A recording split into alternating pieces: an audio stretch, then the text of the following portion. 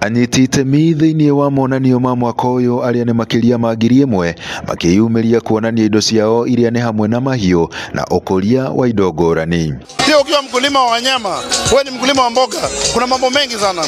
Sisi tunaingilia upande wa kupeana senti na kuwezesha kupatia nguvu za kumiliki ili mpate kuinuka kama kiuchumi. Siku ya Ijumaa tumeandaa mafunzo muhimu kwa vijana, hasa wanafunzi upande wa akili bandia, artificial intelligence. Bunge ya gĩbũrũri nayo nĩ rũgamĩrĩirwo thĩinĩ wa monanio maya gũthomithia mũingĩ igũrũ rĩgiĩ ũruti wĩra na mĩtaratara yayo oro hamwe na ũhũthĩri wa ũgĩ wa kĩrĩu nĩguo AI.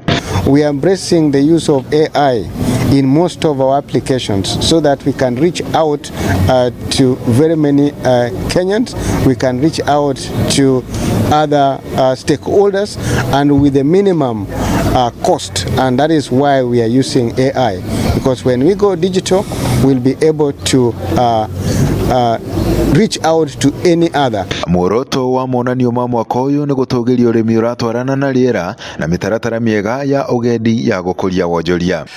Tunayo kitengo ambacho kinasimamia ili kwamba hiyo mbegu zetu za asili zisiweze kupotea, zina umuhimu wake.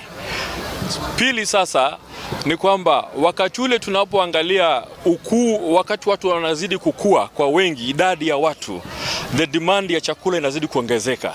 Sasa ukikompea viwango vya ukuzaji ama ukuzalishaji wa wanyama wetu ni kidogo ukilinganisha na wale wanyama wa kisasa ambao tunatengeneza saa hii kisayansi. Mutongoria wa bũrũri nĩwe William Ruto atanyĩtwo kũhingũra monanio maya mũthenya wa rũciũ aramithi.